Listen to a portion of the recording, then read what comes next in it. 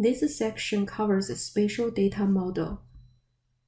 There are three common spatial data models being used in GIS today: vector, raster, and triangulate irregular network (TIN). Let's begin by first learning about the vector data model. A vector data model defines discrete objects. Examples of discrete objects are firehydrants, roads, ponds, or a cadastral.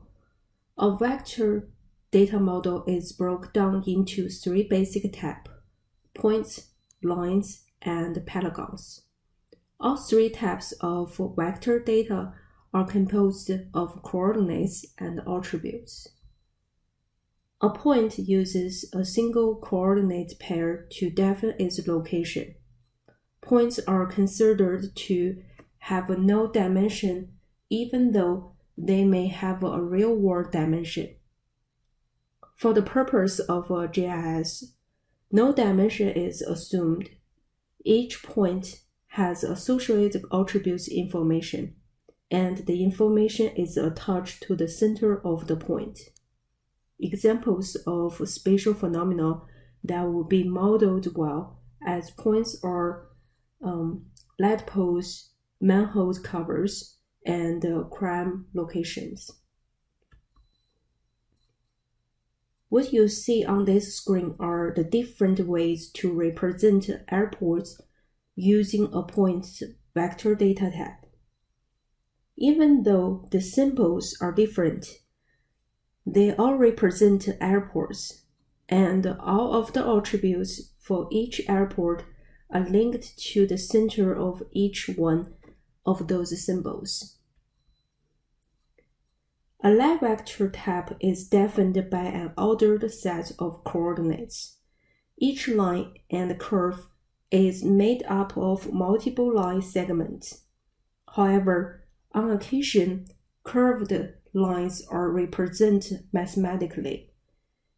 There are two words that we need to define when discussing lines: the node and a vertex. A node is where a line begins or ends. A vertex is where a line changes directions. The smallest possible line will have two nodes, a start node and an end node. Longer lines will have at least two nodes and many vertices in between where the line changes direction. Attributes may be attached to the entire line, individual nodes, or individual vertex. Therefore, each line may have multiple rows of attributes in the attribute table. For example, if a line represents a road, each road segment between two intersections may have its own address information, such as the start address and the end address for that block. And intersections may have an attribute that describes where the intersection has a stop sign or stoplight.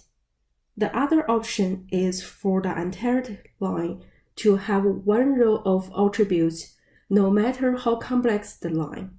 Examples of spatial phenomena that are modeled well by lines are roads, pipelines, outlines of objects, and power lines.